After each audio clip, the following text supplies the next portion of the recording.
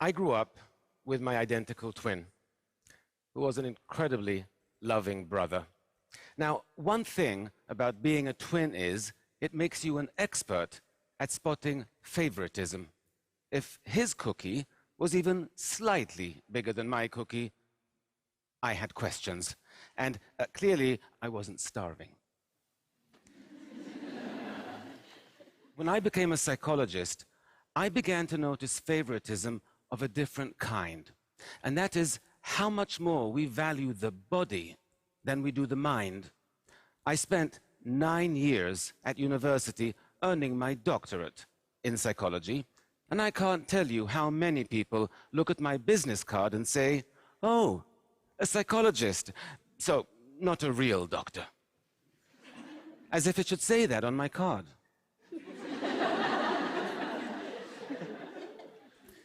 This favoritism, we show the body over the mind. I see it everywhere.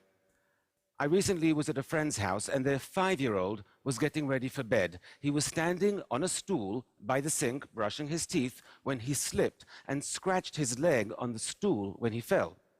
He cried for a minute, but then he got back up, got back on the stool and reached out for a box of Band-Aids to put one on his cut.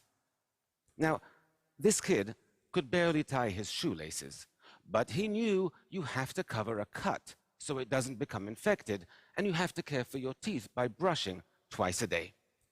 We all know how to maintain our physical health and how to practice dental hygiene, right? We know it since we were 5 years old. But what do we know about maintaining our psychological health? Well, nothing. What do we teach our children about emotional hygiene? Nothing. How is it we spend more time taking care of our teeth than we do our minds? Why is it our physical health is so much more important to us than our psychological health? You know, we sustain psychological injuries even more often than we do physical ones, injuries like failure or rejection or loneliness. And they can also get worse if we ignore them, and they can impact our lives in dramatic ways. And yet, even though there are scientifically proven techniques we could use to treat these kinds of psychological injuries, we don't. It doesn't even occur to us that we should. "Oh, you're feeling depressed. Just shake it off. It's all in your head." Can you imagine saying that to somebody with a broken leg? "Oh, just walk it off. It's all in your leg." It is time we close the gap between our physical and our psychological health. It's time we made them more equal, more like twins. Speaking of which, my brother is also a psychologist, so he's not a real doctor either. We didn't study together, though. In fact, the hardest thing I've ever done in my life is move across the Atlantic to New York City to get my doctorate in psychology. We were apart then for the first time in our lives, and the separation was brutal for both of us. But while he remained among family and friends, I was alone in a new country. We missed each other terribly, but international phone calls were really expensive then, and we could only afford to speak for 5 minutes a week. When our birthday rolled around, it was the first we wouldn't be spending together. We decided to splurge, and that week we would talk for 10 minutes. I spent the morning pacing around my room, waiting for him to call, and waiting, and waiting. But the phone didn't ring. Given the time difference, I assumed, okay, he's out with friends, he'll call later. There were no cell phones then. But he didn't.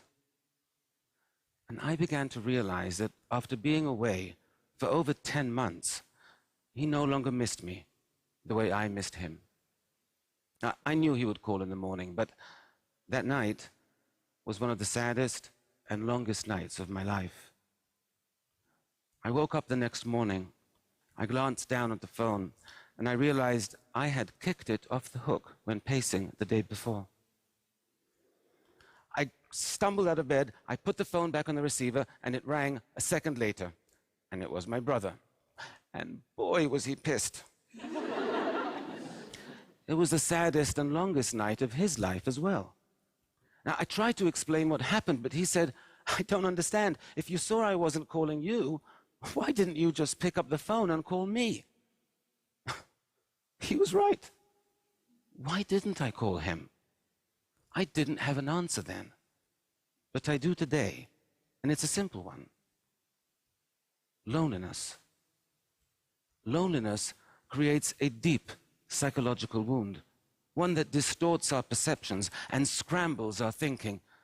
It makes us believe that those around us care much less than they actually do. It makes us really afraid to reach out, because why set yourself up for rejection and heartache when your heart is already aching more than you can stand? I was in the grips of real loneliness back then, but I was surrounded by people all day, so it never occurred to me. But loneliness is defined purely subjectively. It depends solely on whether you feel emotionally or socially disconnected from those around you, and I did. There is a lot of research on loneliness, and all of it is horrifying. Loneliness won't just make you miserable, it will kill you. I'm not kidding. Chronic loneliness increases your likelihood of an early death by 14%. 14%. Loneliness causes high blood pressure, high cholesterol. It even suppresses the functioning of your immune system, making you vulnerable to all kinds of illnesses and diseases. In fact, scientists have concluded that taken together, chronic loneliness poses as significant a risk for your long-term health and longevity as cigarette smoking. Now, cigarette packs come with warnings saying this could kill you, but loneliness doesn't. And that's why it's so important we prioritize our psychological health, that we practice emotional hygiene, because you can't treat a psychological wound if you don't even know you're injured. Loneliness isn't the only psychological wound that distorts our perceptions and misleads us. Failure does that as well. I once visited a daycare center where I saw 3 toddlers play with identical plastic toys. You had to slide the red button and a cute doggy would pop out. One little girl tried pulling the purple button, then pushing it, and then she just sat back and looked at the box with her lower lip trembling. The little boy next to her watched this happen, then turned to his box and burst into tears without even touching it. Meanwhile, another little girl tried everything she could think of until she slid the red button, the cute doggy popped out, and she squealed with delight. So, 3 toddlers with identical plastic toys, but with very different reactions to failure. The first 2 toddlers were perfectly capable of sliding a red button. The only thing that prevented them from succeeding was their mind tricked them into believing they could not. Now, adults get tricked this way as well all the time. In fact, we all have a default set of feelings and beliefs that gets triggered whenever we encounter frustrations and setbacks. Are you aware of how your mind reacts to failure? You need to be. Because if your mind tries to convince you you're incapable of something and you believe it, then like those 2 toddlers, you'll begin to feel helpless and you'll stop trying too soon, or you won't even try at all. And then you'll be even more convinced you can't succeed. You see, that's why so many people function below their actual potential. Because somewhere along the way, sometimes a single failure convinced them that they couldn't succeed, and they believed it. Once we become convinced of something, it's very difficult to change our mind. I learned that lesson the hard way when I was a teenager with my brother. We were driving with friends down a dark road at night when a police car stopped us. There had been a robbery in the area and they were looking for suspects. The officer approached the car and he shined his flashlight on the driver, then on my brother in the front seat, and then on me, and his eyes opened wide and he said, "Where have I seen your face before?" And I said, "In the front seat." But that made no sense to him whatsoever, so now he thought I was on drugs. So he drags me out of the car, he searches me, he marches me over to the police car, and only when he verified I don't have a police record could I show him I had a twin in the front seat.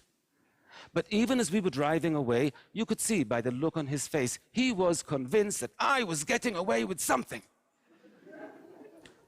Our mind is hard to change once we become convinced. So it might be very natural to feel demoralized and defeated after you fail, but you cannot allow yourself to become convinced you can't succeed. You have to fight feelings of helplessness. You have to gain control over the situation. And you have to break this kind of negative cycle before it begins.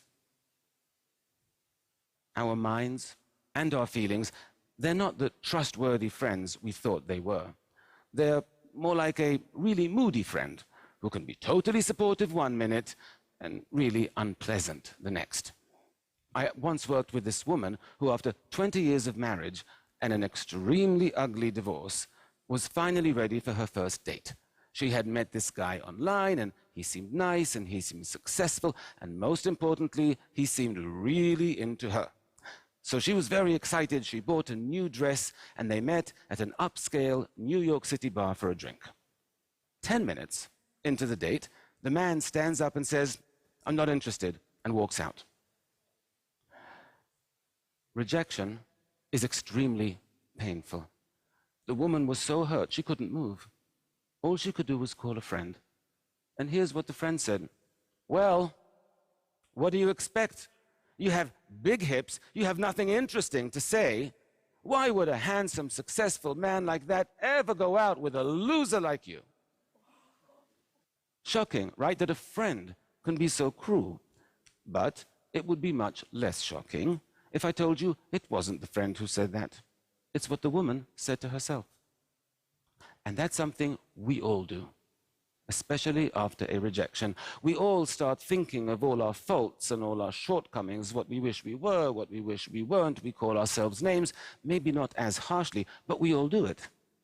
And it's interesting that we do, because our self-esteem is already hurting. Why would we want to go and damage it even further? Right? We wouldn't make a physical injury worse on purpose. You wouldn't get a cut on your arm and decide, "Oh, I know, I'm going to take a knife and see how much deeper I can make it." But we do that with psychological injuries all the time. Why? Because of poor emotional hygiene. Because we don't prioritize our psychological health. We know from dozens of studies that when your self-esteem is lower, you are more vulnerable to stress and to anxiety, that failures and rejections hurt more, and it takes longer to recover from them. So when you get rejected, the first thing you should be doing is to revive your self-esteem, not join Fight Club and beat it into a pulp. When you're in emotional pain, treat yourself with the same compassion you would expect from a truly good friend. We have to catch our unhealthy psychological habits and change them. And one of the unhealthiest and most common is called rumination. To ruminate means to chew over. It's when your boss yells at you, or your professor makes you feel stupid in class, or you have a big fight with a friend, and you just can't stop replaying the scene in your head for days, sometimes for weeks on end. Now, ruminating about upsetting events in this way can easily become a habit, and it's a very costly one. Because by spending so much time focused on upsetting and negative thoughts, you are actually putting yourself at significant risk for developing clinical depression, alcoholism, eating disorders, and even cardiovascular disease. The problem is, the urge to ruminate can feel really strong and really important, so it's a difficult habit to stop. I know this for a fact, because a little over a year ago, I developed the habit myself. You see, my twin brother was diagnosed with stage 3 non-Hodgkin's lymphoma. His cancer was extremely aggressive. He had visible tumors all over his body. And he had to start a harsh course of chemotherapy. And I couldn't stop thinking about what he was going through. I couldn't stop thinking about how much he was suffering. Even though he never complained, not once. He had this incredibly positive attitude. His psychological health was amazing. I was physically healthy, but psychologically I was a mess. But I knew what to do. Studies tell us that even a 2-minute distraction is sufficient to break the urge to ruminate in that moment. And so each time I had a worrying, upsetting, negative thought, I forced myself to concentrate on something else until the urge passed. And within 1 week, my whole outlook changed and became more positive and more hopeful. 9 weeks after he started chemotherapy, my brother had a CAT scan, and I was by his side when he got the results. All the tumors were gone. He still had 3 more rounds of chemotherapy to go, but we knew he would recover. This picture was taken 2 weeks ago. By taking action when you're lonely, by changing your responses to failure, by protecting your self-esteem, by battling negative thinking, you won't just heal your psychological wounds. You will build emotional resilience. You will thrive. You know, 100 years ago, people began practicing personal hygiene, and life expectancy rates rose by over 50% in just a matter of decades. I believe our quality of life could rise just as dramatically if we all began practicing emotional hygiene. Can you imagine what the world would be like if everyone was psychologically healthier? If there were less loneliness and less depression? If people knew how to overcome failure? If they felt better about themselves and more empowered? If they were happier and more fulfilled? I can, because that's the world I want to live in. And that's the world my brother wants to live in as well. And if you just become informed and change a few simple habits, well, that's the world we can all live in. Thank you very much.